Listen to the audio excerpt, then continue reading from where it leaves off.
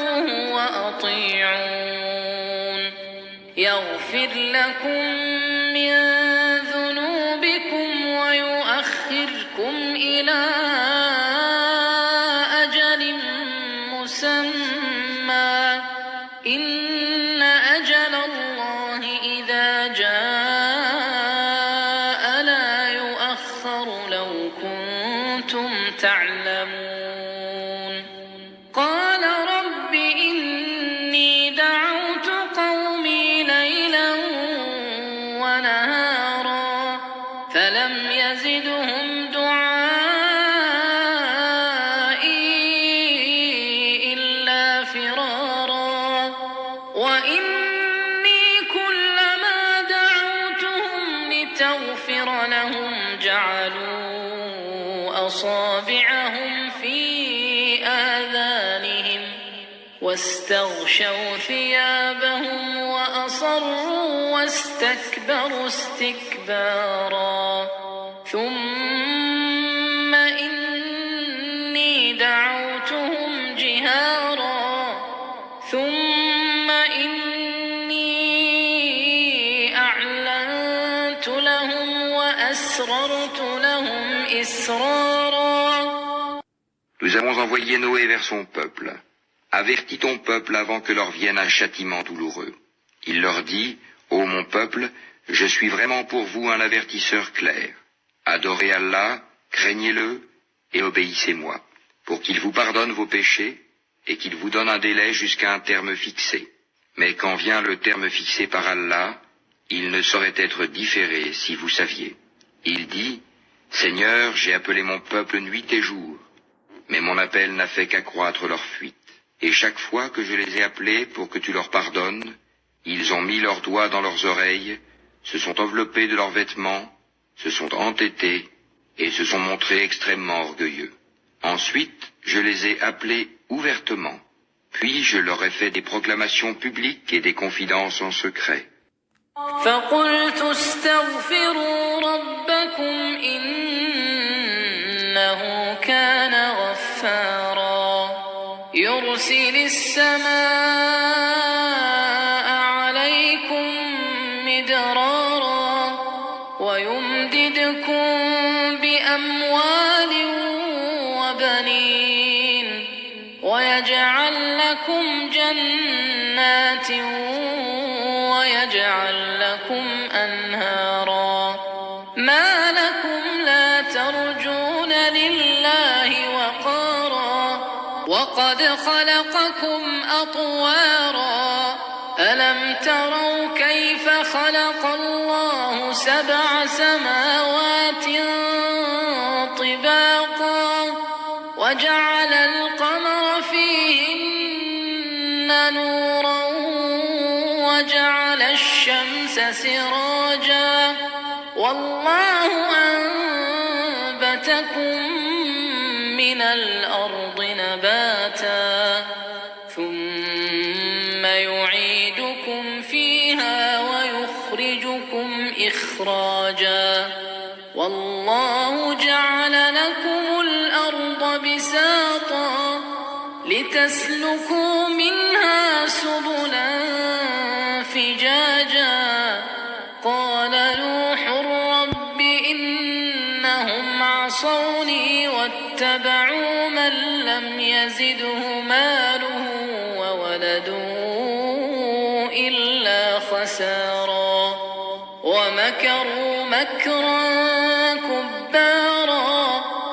J'ai donc dit, implorez le pardon de votre Seigneur, car il est grand pardonneur, pour qu'il vous envoie du ciel des pluies abondantes, et qu'il vous accorde beaucoup de biens et d'enfants, et vous donne des jardins, et vous donne des rivières. Qu'avez-vous à ne pas vénérer Allah comme il se doit, alors qu'il vous a créé par phases successives? N'avez-vous pas vu comment Allah a créé 7 cieux superposés, et y a fait de la lune une lumière et du soleil une lampe? Et c'est Allah qui de la terre vous a fait croître comme des plantes, puis il vous y fera retourner, et vous en fera sortir véritablement. Et c'est Allah qui vous a fait de la terre un tapis, pour que vous vous acheminiez par ces voies spacieuses. Noé dit, Seigneur, ils m'ont désobéi, et ils ont suivi celui dont les biens et les enfants n'ont fait qu'accroître la perte. Ils ont ourdi un immense stratagème. Assalamu alaikum wa rahmatullahi wa barakatuh. Que la paix soit sur vous ainsi que la miséricorde et la bénédiction. Guérir du système des hommes, de l'humanisme, guérir de tout cet endoctrinement, tout ce matraquage audiovisuel, médiatique, politique, militaire, fait par le système des hommes, de guérir de ce paradis artificiel monté par Satan et ses suppôts. Eh ben, ça prend des années, ça va prendre des années pour beaucoup. Ça sera long et beaucoup n'y arriveront pas malheureusement. Et on le voit, beaucoup n'y arrivent pas. En effet, après avoir baigné dans ce système contemporain, finalement, cette espèce d'idolâtrie contemporaine où on érige en divinité les hommes, l'humain, où n'importe qui peut devenir une sorte d'idole, avec ce concept du moi-je. Moi, je pense, je crois, selon moi. Chacun réfléchit avec sa tête, chacun s'enorgueillit de ce qu'il pense, de ce qu'il croit, n'accepte plus l'autorité, la hiérarchie. C'est finalement le système pharaonique, le système du dieu homme, où finalement chacun peut devenir son propre pharaon.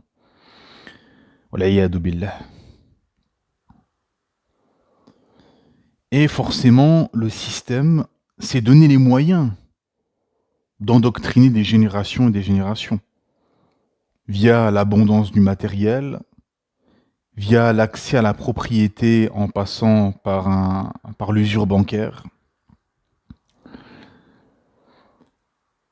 via bien évidemment ces années de télévision, de séries, de dessins animés qui ont eu un impact certain sur les cœurs et les esprits et les âmes des uns et des autres. Car en effet, beaucoup croyaient que c'était comme ils l'annoncent d'ailleurs, hein, c'est un divertissement. Hein, les séries, les films, les dessins animés, etc., etc. Ils l'annoncent et c'est catégorisé comme divertissement. En fait, non. C'est de l'endoctrinement. Et c'est un lavage de cerveau en silence. Et qui ne dit pas son nom, en fait. Pendant des décennies, le système, via Hollywood, via les séries, via la télévision, via les dessins animés, a propagé, a diffusé ses idées de koufr, de sécularisme, de laïcité, de shirk, d'association, de féminisme, de démocratie, d'absence du divin dans le quotidien des gens, de perversion des esprits, d'acceptation de toutes sortes de déviances et de décadences. Mais ça, c'était un travail de longue haleine. Hein.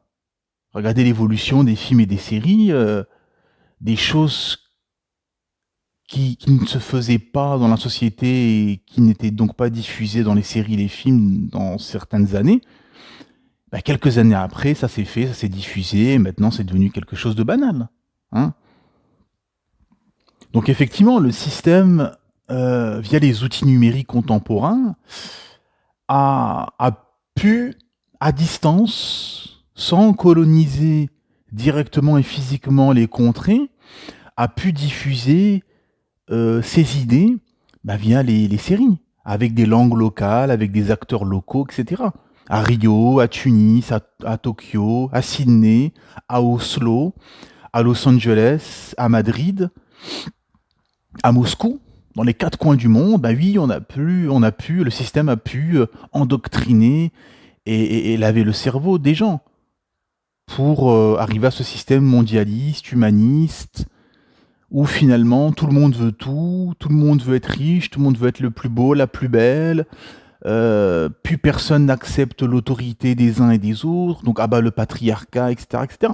Hein, la féminisation des esprits, des sociétés, etc., etc. Et l'absence du divin dans la société, le sécularisme, etc. Bien évidemment, pas partout dans le monde, mais dans une grosse partie du monde. Et même dans certains pays, vous avez deux contrées. Vous avez des contrées qui sont plus dans le mondialisme, l'humanisme, le sécularisme, et d'autres contrées dans le même pays où c'est plus patriarcal, religieux, etc. Hein.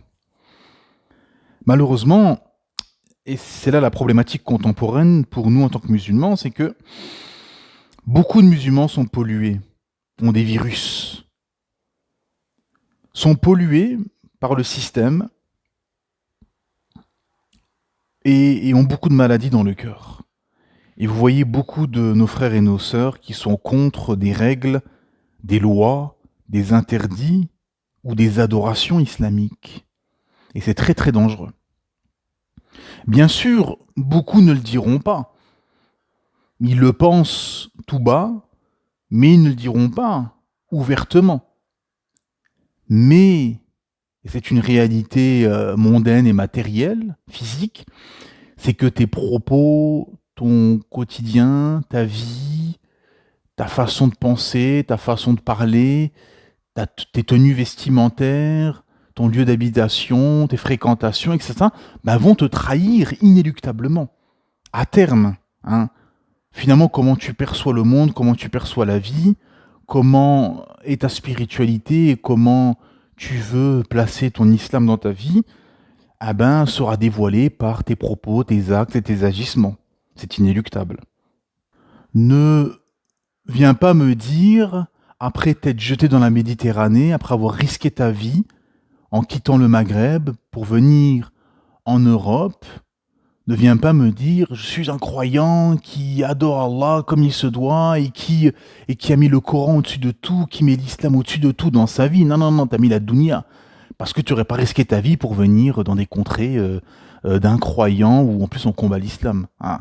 Donc ton acte, ton agissement a trahi tes propos. Voilà. C'est-à-dire qu'à un moment donné, on est entouré d'illuminés et d'hypocrites. Il faut dire les termes à un moment donné. Hein. C'est-à-dire que faut pas dire des choses, faut pas dire des choses et tes actes les trahissent, les contredisent. Donc ou bien on est dans la schizophrénie au niveau stade morbide, ou bien on est des hypocrites. Et beaucoup sont des hypocrites. C'est pour ça d'ailleurs qu'on est dans cet état. Et c'est pour ça que beaucoup de malheurs tombent sur nous, mes frères et sœurs. Et oui, effectivement, parce qu'en fait, on a beaucoup de gens dans la communauté qui sont contre des règles, des lois islamiques, des interdits, des adorations, etc. Et on le voit très bien. Toutes les sœurs qui mettent pas le hijab, quasiment, c'est qu'elles sont contre cette loi islamique. Parce que c'est Allah, subhanahu wa ta'ala, qui t'ordonne de mettre le hijab. Combien font des crédits avec de l'usure bancaire, riba? C'est Allah Ta'ala qui t'a interdit ceci et qui déclare la guerre à celui qui utilise l'usure. Le prophète Mohammed sallallahu alayhi wa sallam a dit laissez pousser vos barbes et taillez vos moustaches. C'est une obligation pour les hommes. Si tu traces de la barbe, t'es contre ça. T'es contre cette loi islamique ordonnée par le prophète Mohammed sallallahu alayhi wa sallam. Et ainsi de suite. C'est pareil pour beaucoup d'interdictions ou d'adorations. C'est-à-dire que si tu ne la pratiques pas, parce que on est tous des pécheurs, on est tous faibles, et on a tous des manquements. C'est indéniable. Et c'est pour ça que tout le monde entrera au paradis par la miséricorde d'Allah subhanahu wa ta'ala. Mais il y a des actes, des choses qui sont quotidiennes, que tous les jours tu fais, que tu ne t'arrêtes pas. Des actes, des adorations que tu refuses de faire, ou des interdits que tu refuses, de te mettre comme interdit dans ta vie qui perdurent en fait et qui sont quotidiens. Pas de tomber de temps en temps malheureusement dans des péchés, dans des faiblesses, etc. Qu'Allah subhanahu wa ta'ala facilite notre cheminement. Nous sommes faits, bien évidemment. Tout fils d'Adam est un pécheur et le meilleur des pécheurs est celui qui se répand. Hein, ce hadith connu de Rasulullah sallallahu alayhi wa sallam. Mais il y a des gens qui ont beaucoup qui ont des problèmes avec des interdits, avec des adorations, jusqu'à ils vont aller se moquer. Combien de sœurs on a entendu qui se moquent du hijab. Wal'iyadu billah. Imaginez-vous le degré de perversion et de maladie du cœur. Ou bien des gens assidus, des gens qui sont laxistes, qui ont du irja, et qui blâment ou qui se moquent plutôt de gens assidus. Pourquoi ? Parce que ça leur rappelle à quel point ils sont loin d'Allah subhanahu wa ta'ala, à quel point ils ont des manquements. Et donc, qu'est-ce qui se passe ? Ils se moquent. Et c'est connu. Jusqu'à dans vos propres familles, et vous le savez très bien, vous qui m'écoutez. Avec ces sourires en coin, ces moqueries, etc. Bien évidemment, parce qu'on est entouré d'hypocrites, de gens malades du cœur, de gens pollués par justement ce système. Et ces gens répugnent l'islam au final. Parce qu'au final, c'est l'islam que tu te moques. Quand tu te moques du hijab, ou quand tu te moques de la barbe, ou quand tu te moques du qamis, ou quand tu te moques de telle chose ou telle chose, hein, c'est au final de l'islam que tu te moques.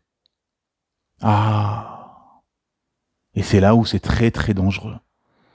Qu'est-ce qu'Allah subhanahu wa ta'ala dit de ceci ? À la sourate Tawbah, Allah subhanahu wa ta'ala dit, traduction dans le sens, les hypocrites craignent que l'on fasse descendre sur eux une sourate, leur dévoilant ce qu'il y a dans leur cœur. Dis, moquez-vous. Allah fera surgir ce que vous prenez la précaution de cacher. Et si tu les interrogeais, ils diraient très certainement, vraiment, nous ne faisons que bavarder et jouer. Dis, est-ce d'Allah et de ses versets, le Coran, et de son messager, que vous vous moquez ? Ne vous excusez pas, vous avez bel et bien rejeté la foi après avoir cru. Si nous pardonnons à une partie des vôtres, nous en châtierons une autre pour avoir été des criminels. En effet, il y a des gens dans nos rangs, et qui sont légions à notre époque, qui sont des hypocrites, qui répugnent une grosse partie de l'islam, et qui ne veulent pas embrasser la foi totalement. Et c'est pour ça d'ailleurs que dans la plupart de nos pays, la charia n'est pas appliquée en totalité, parce que, comme a dit Cheikh Al-Albani rahimallah, appliquez la charia dans votre cœur, elle sera établie sur vos terres. Et comme la plupart répugnent, la charia d'Allah subhanahu wa ta'ala, elle n'est pas appliquée.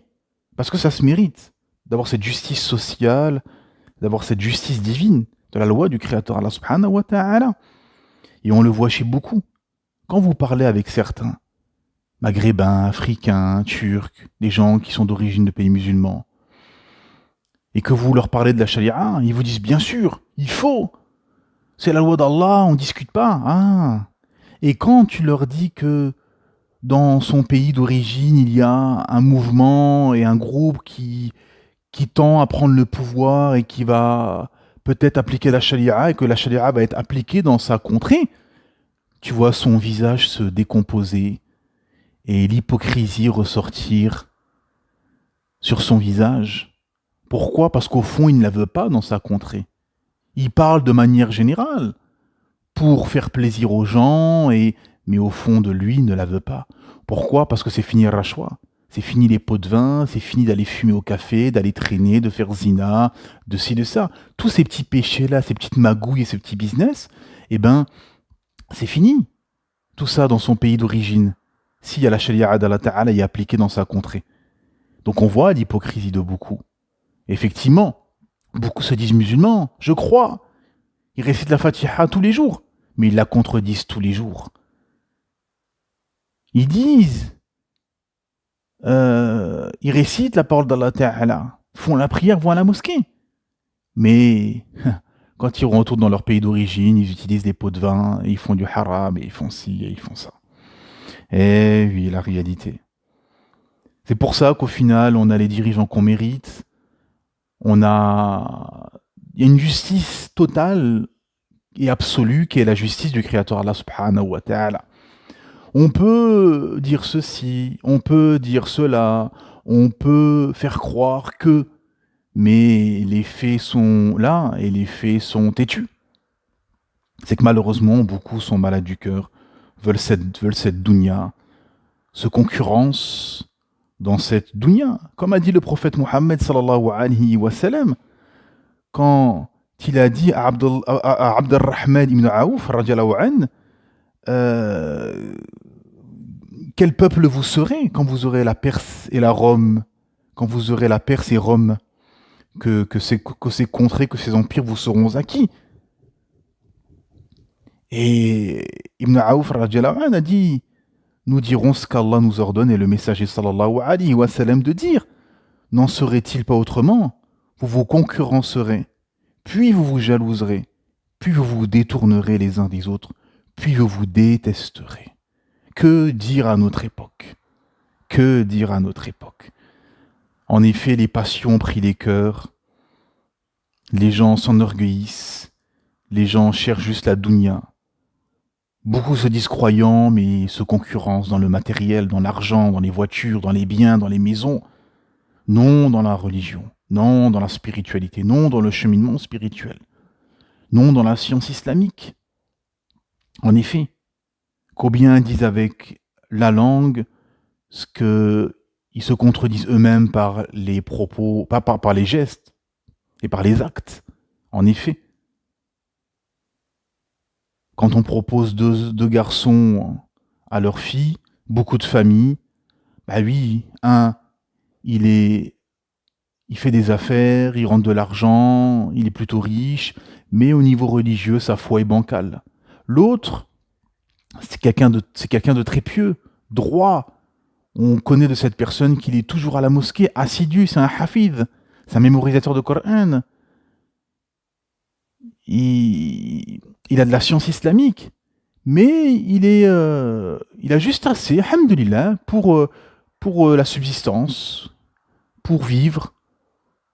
Eh ben oui, effectivement, beaucoup vont préférer le premier avec sa foi bancale, car il a de l'argent et du matériel.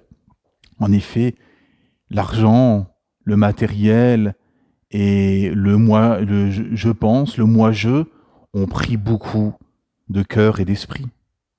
Et en effet, le prophète Mohammed sallallahu alayhi wa sallam nous a prévenus en nous disant « Encouragez le bien, interdisez le blâmable, jusqu'à ce que vous voyez que l'avarice est loi, que les désirs sont assouvis, que ce bas monde est préférable au-delà, et que chacun est infatué de son opinion.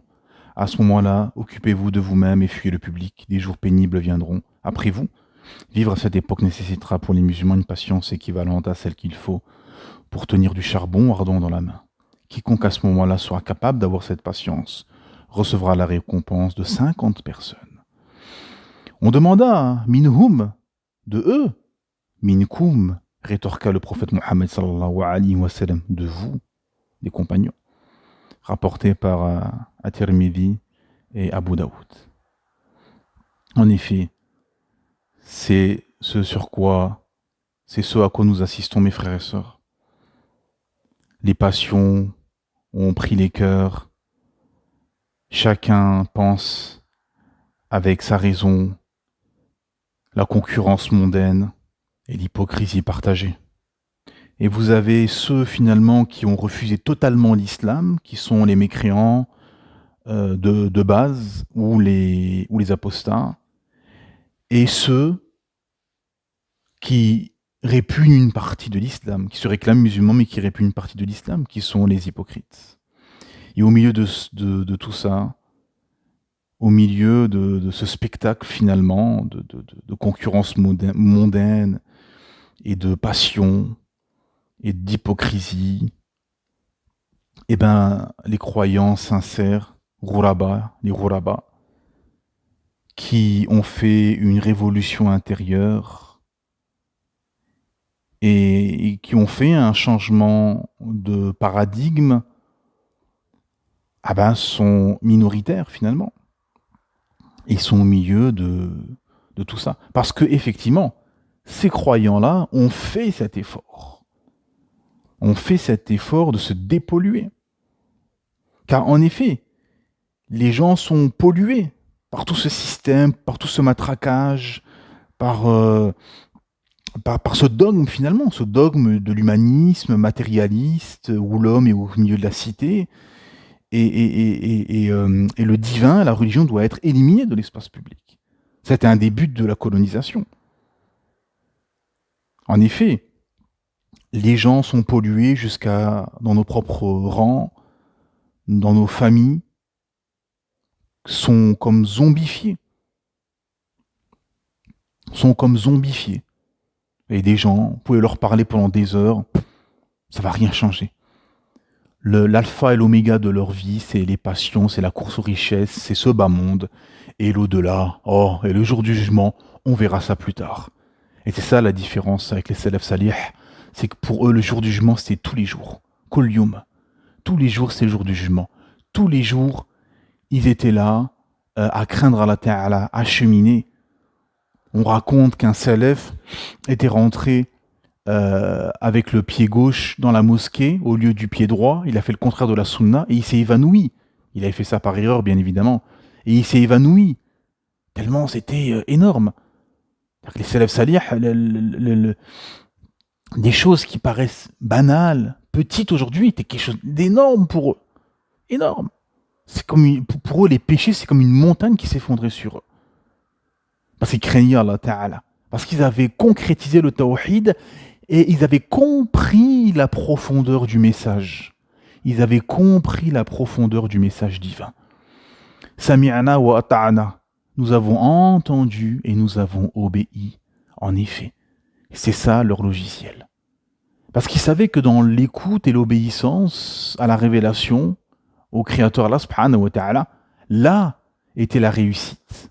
Et que l'inverse était les malheurs.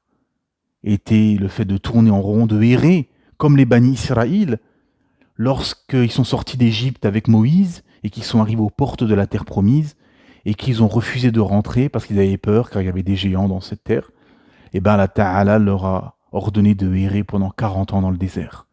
En effet, tu n'obéis pas, tu vas errer. Voilà. C'est ça la réalité en fait. C'est ça quand on voit les qasas, les récits prophétiques. C'est quand tu suis le message, quand tu suis le messager, c'est la réussite. À terme, inéluctablement.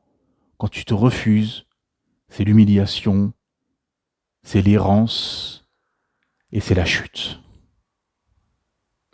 Et en effet, pour guérir de tout ça, c'est de ce système, ah oui, c'est long, ça prend du temps, faut tout déconstruire.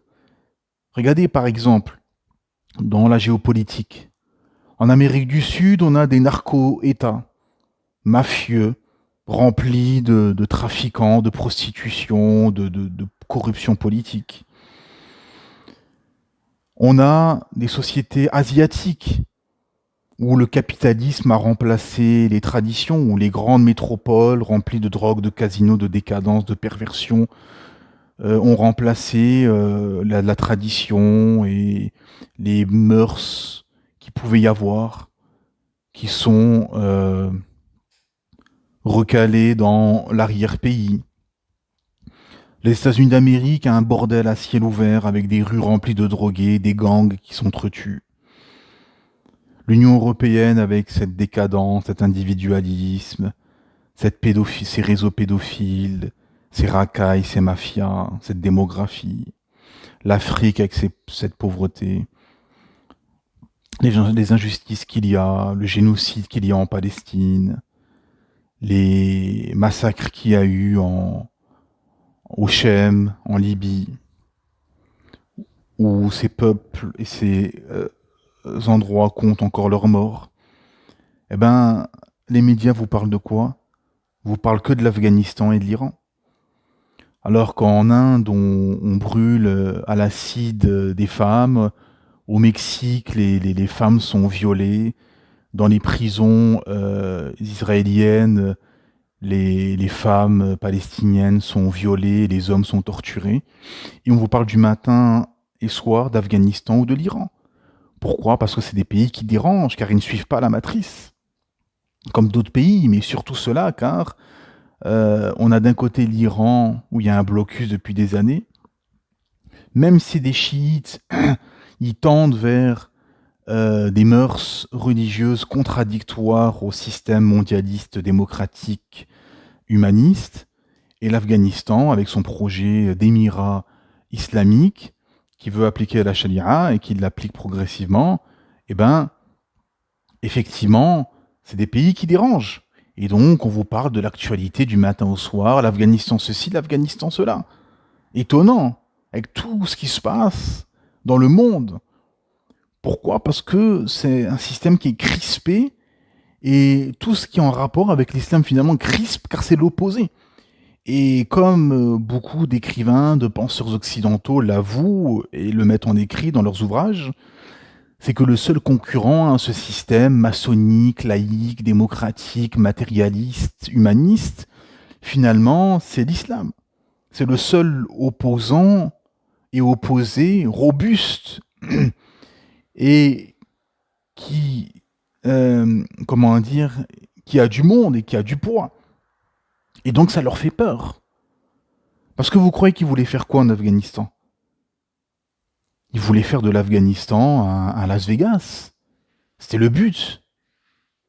Eux, leur but, c'est d'occidentaliser les sociétés musulmanes et les pervertir. Leur but, c'est de pervertir, de faire de l'Iran à Los Angeles et de l'Afghanistan à Las Vegas, de faire de Gaza un Saint-Tropez, etc., etc. C'est ça le but. Pourquoi on massacre des peuples? Pourquoi les États-Unis d'Amérique a fait tomber et a descendu des bombes de plusieurs tonnes sur Hiroshima et Nagasaki? Pourquoi l'Occident, l'Amérique a envahi l'Irak et a tué des milliers, voire des millions de personnes? La Syrie, pourquoi la Libye a été envahie? Et on a comment dire, on a éliminé Kadhafi et ses projets africains qui sont connus. Pourquoi il y a un génocide en Palestine? Pourquoi on a tué près de entre 1 et 2 millions de Vietnamiens? Pourquoi Cuba ou la Corée du Nord sont mis sous cloche? Pourquoi on a encore le dollar et le franc CFA en Afrique, etc. Pourquoi tout ça? Parce que le système hégémonique, occidental, matérialiste, impérialiste, veut continuer à propager son coufre, ses égarements, son système féministe, laïque, démocratique, tribaliste, nationaliste, anti-divin. Tout simplement. Et ce système est prêt à tuer des millions et des millions de gens pour arriver à ses fins. Et personne ne peut nier ceci. Et au milieu de tout ça, ben, les lanceurs d'alerte, les croyants sincères, les rourabas, ben, essayent tant bien que mal à tenir le coup et à essayer de trouver des endroits prospères, préservés. Et il y en a, alhamdoulilah, dans les pays musulmans, de fréquenter des endroits comme eux, fréquenter des personnes et se marier avec des personnes comme eux, qui sont des rourabas, même s'ils sont rares, même si ils sont éparpillés un peu partout, ben, ils font ce travail pour s'unir entre croyants monothéistes sincères, en tout cas qui montrent une apparence de sincérité. Au moins. Car on arrive finalement à ce que beaucoup appellent le système de Dajjal, où, comme je l'avais mis en écrit il y a quelques semaines, c'est qu'en fait, tout devient, comment dire, inéluctablement, ceux qui refuseront les nouveaux diktats, finalement, et les nouveaux standards acceptés par les masses matrixées, finalement, que ce soit des familles sans âme, c'est-à-dire la femme et l'homme travaillent avec 0 enfant, voire un qui restera toute la journée en périscolaire, à la cantine, à l'école. Des emplois halal de plus en plus rares, riba, l'usure bancaire qui est partout, des États-nations finalement qui rassemblent plus que la révélation, où les gens ont érigé leur État-nation comme des divinités. finalement, ces gens-là seront au banc de la société et seront contraints à l'exil intellectuel, l'exil spirituel, l'exil matériel, l'exil professionnel. En effet. Car, comme je disais juste avant, zombifié et pris au piège intellectuellement, spirituellement, par ce système mondialiste, féministe, sécuraliste, tribaliste, eh ben, effectivement, les gens foncent parce que tu leur dis tout est halal, fais ce que tu veux, suis tes passions, suis tes envies, suis tes désirs, tout ce que l'humain veut. Parce que de base, l'humain, il est ignorant, il est faible, il est orgueilleux, il est ingrat, etc., etc. Donc son but, c'est de faire un jihad fin nafs, faire un effort sur son âme incitatrice au mal, et combattre ses passions. Et c'est ça la vraie liberté. Comme j'ai dit par écrit il y a quelques semaines aussi, beaucoup d'athées vous disent je suis libre. Et tu vois qu'il est soumis au casino, qu'il est soumis au rapport charnel, qu'il est soumis à l'alcool, qu'il est soumis à la drogue, qu'il est soumis aux séries, etc., etc., ou au foot, ou aux passions finalement promulguées par le système. Et en fait, non, les gens sont esclaves de leurs passions, de leurs désirs, de leurs plaisirs. Et justement, la soumission au Créateur, c'est la libération. Car le but de la prophétie a été ceci, d'annoncer la bonne nouvelle, de mettre en garde et de libérer les hommes de l'esclavage des hommes vers la soumission au Créateur, Allah subhanahu wa ta'ala, de le libérer intellectuellement, spirituellement, professionnellement, matériellement, à tous les niveaux. Et c'est ça la vraie liberté. Comme a dit Cheikh al-Islam Ibn Taymiyyah, rahimahullah, il y a un paradis dans ce bas monde et celui qui ne rentre pas dans ce paradis mondain ne rentrera pas dans le paradis de l'au-delà. Et il parlait dans le sens de la foi, de la piété, de la proximité divine. Et effectivement, comme des enfants, l'humain veut suivre ses passions et répugne les interdictions, les objections, la morale, les adorations, les efforts. L'humain fuit ceci. Donc c'est pour ça que la masse et beaucoup refusent la soumission totale et que beaucoup dans nos rangs répugnent et refusent des versets, des hadiths. Et qu'est-ce que disent les savants sur ceux qui refusent et ceux qui sont contre des versets, des hadiths ou des adorations, des lois, etc. Ça fait sortir son auteur de l'islam. Hein, ça le fait apostasier de l'islam, qu'Allah nous en préserve. Mais chacun aura son compte et les cœurs seront dévoilés. Le jour des comptes, les cœurs seront dévoilés. Tout ce que tu cachais finalement sera dévoilé. Et tu n'échapperas pas au jugement de ton Créateur, Allah subhanahu wa ta'ala. Et tu n'échapperas pas à ta destination finale. Car au fond de toi, finalement, tu décides, en effet, tu décides de choisir. Car, comme j'ai dit au début, effectivement, c'est un long cheminement, une dépollution qui prend du temps et dont beaucoup n'arriveront pas finalement. Beaucoup n'arriveront pas à se dépolluer. Et comme dit les ulama, la foi elle monte, comment dire, ton état spirituel, ton état de foi ne stagne pas, en fait. Ou tu avances ou tu recules. Religieusement, c'est comme ça. Ou tu avances ou tu recules. On ne stagne pas. C'est pour ça qu'on chemine tous les jours. C'est pour ça qu'il y a 5 prières par jour. C'est pour ça que tous les ans, il y a un ramadan. C'est pour ça que chaque jour, c'est un combat contre son âme, contre les passions, contre les gens du faux, contre les gens malades du cœur, contre les hypocrites, contre les gens parmi nos proches qui sont égarés ou corrompus. C'est tous les jours cet effort. Parce que où tu te rapproches de ton Créateur Allah Ta'ala, tu chemines, tu progresses spirituellement, intellectuellement, ou tu régresses. C'est ou l'un ou l'autre. Est-ce que beaucoup n'ont pas compris? C'est pour ça que vous avez beaucoup de gens qui font la prière, ils cheminent, et après, boum, ils s'arrêtent, et ils font leur vie comme si de rien n'était, ils se mélangent au milieu de gens qui sont à l'opposé de la foi, dans des endroits qui les éloignent de leur Créateur, et après ils s'étonnent que leur foi faiblisse. Bien évidemment. C'est comme cet homme en France qui était parti voir un imam en disant je suis tenté par les femmes, et l'imam s'est renseigné, en fait cet homme travaillait du matin au soir avec des femmes apprêtées, euh, comment dire, en petite tenue, du matin au soir, travailler avec ces femmes, donc forcément tu seras tenté, c'est-à-dire qu'en fait on attend des miracles. On attend des miracles, voilà. Non, il y a des causes à faire. S'éloigner de gens nocifs, s'éloigner d'endroits nocifs, s'éloigner de travail qui va t'éloigner de ton Créateur Ta'ala. Parce que le travail, c'est pas seulement un travail qui peut être halal, mais qui va t'éloigner de ta spiritualité, de ton Créateur. Pourquoi? Parce que ça va te prendre beaucoup de temps, ça va te prendre beaucoup d'énergie, tu seras au milieu de gens qui ne partagent pas ta foi, qui vont te parler que de la dunya, qui vont te ramener à ce bas monde, etc., etc. Donc, chacun voit sa situation et chacun essaye de trouver la meilleure solution dans sa vie. Et bien évidemment, comme disait le ulama, vivre dans un endroit islamique te facilite beaucoup de choses et t'ouvre beaucoup, beaucoup de portes.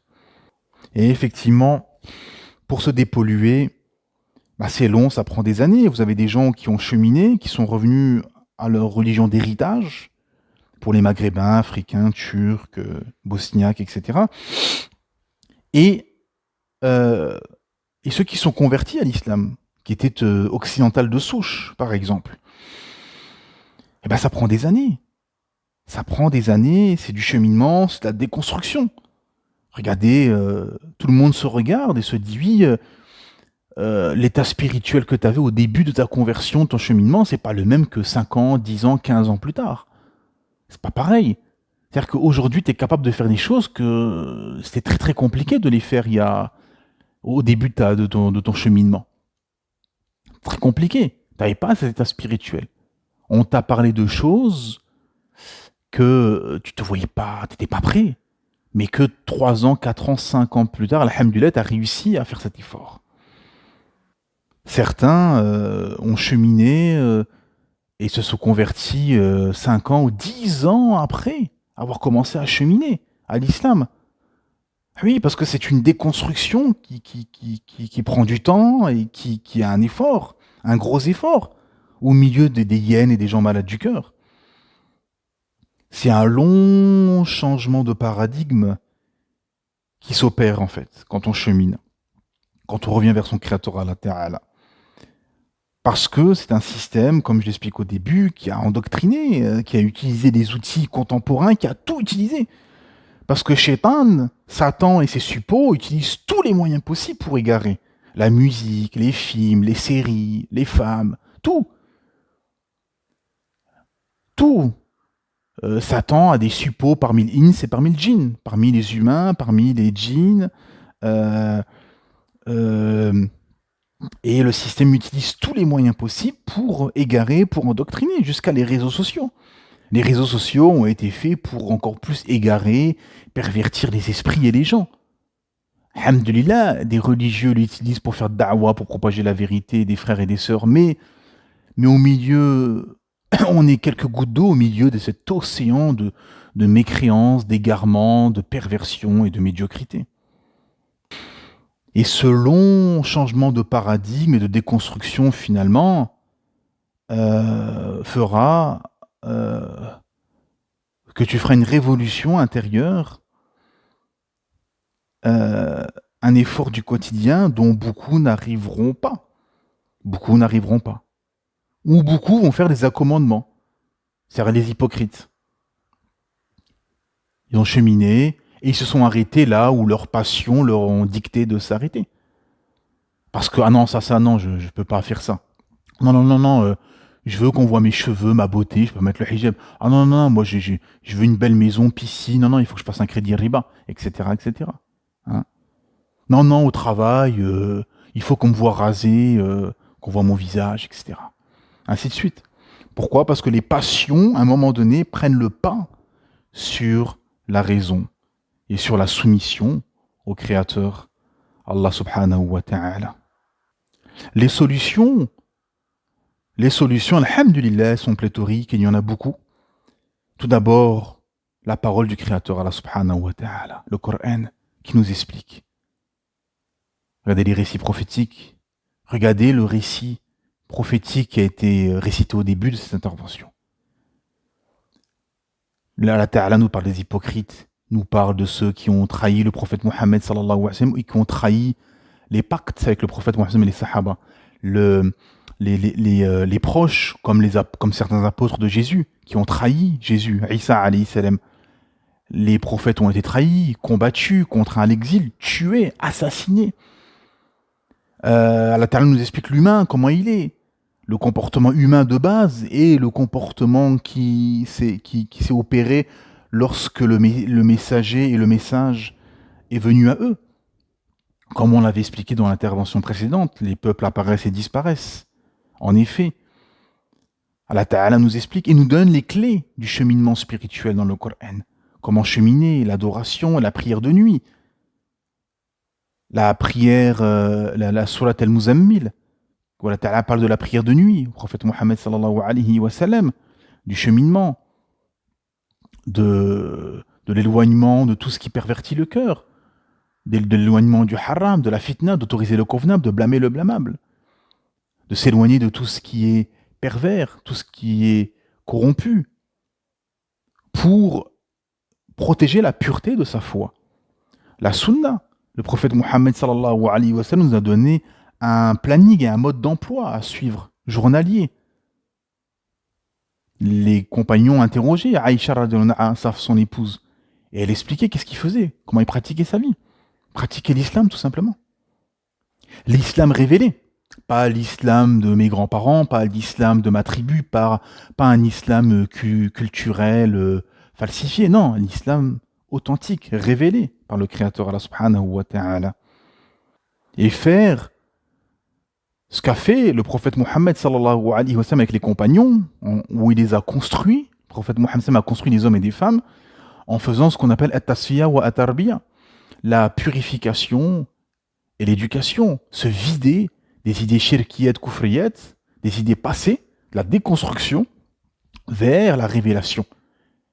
C'est-à-dire que tout ce que je vous ai expliqué, c'est ce qu'ont fait les compagnons. Ils ont déconstruit tout le système et le paradigme de pensée, de croyance, de valeurs qu'ils avaient reçus par le système des Qurayshites à la Mecque au 7e siècle. Et ils se sont reconstruits avec la révélation, avec le Coran, avec la Sunna, avec la révélation, etc. etc. Ils ont fait un nettoyage, une révolution intérieure pour ensuite, 23 ans plus tard, faire une révolution à l'extérieur. Une révolution intérieure qui a pris 23 ans. Et ensuite, l'extérieur et l'avènement de l'État islamique à Médine, puis la prise de la Mecque et ensuite de l'Arabie et au-delà. Ça passe par là.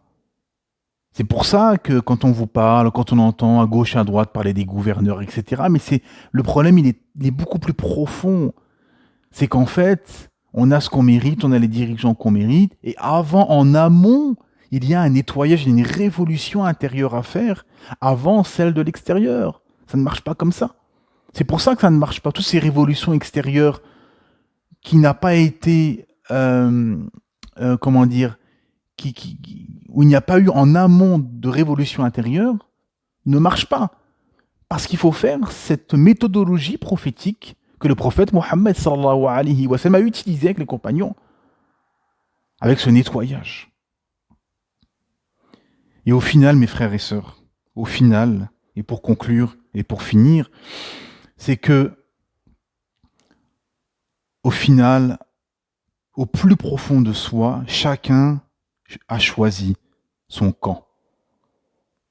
Il y a ceux qui ont choisi la mécréance au plus profond de eux, avec les conséquences funestes, finales,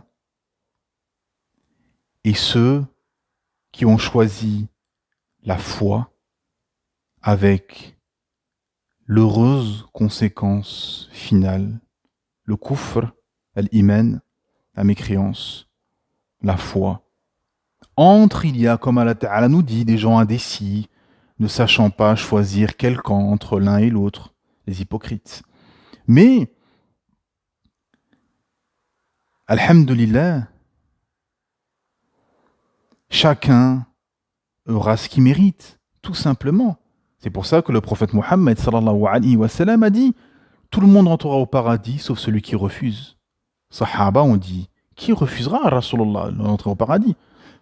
Tout simplement, le prophète Mohammed sallallahu alayhi wa sallam a répondu « Ceux qui refuseront de me suivre et de m'obéir, et par ricochet d'obéir d'obéir à Allah subhanahu wa ta'ala. Parce que celui qui désobéit au prophète Mohammed, il désobéit à Allah subhanahu wa ta'ala, parce que Allah ta'ala a ordonné au prophète Mohammed, c'est Allah ta'ala qui a envoyé le prophète Mohammed sallallahu alayhi wa sallam pour nous enseigner la religion, la révélation, la foi, le monothéisme. Car au final, c'est une profonde conviction de l'âme, un profond choix personnel, mes frères et sœurs, de choix. Car tout le monde a le choix à un moment donné d'accepter la foi, le monothéisme, la soumission au Créateur, ou bien la soumission aux hommes, au système des hommes, à la mécréance, aux passions, al-iyadu billah. Mais seront vainqueurs, et c'est une promesse d'Allah subhanahu wa ta'ala, seront vainqueurs dans ce bas monde et dans l'au-delà, les croyants sincères, qui ont fait cet effort de déconstruction, de cheminement, de soumission au Créateur et de désaveu de la mécréance et de ces systèmes humains, idolâtres, corrompus. Et comme les versets qui ont été récités au début, où Nuh, alayhi salam, le prophète Noé, a prévenu son peuple, les a appelés jour et nuit, ouvertement, en secret.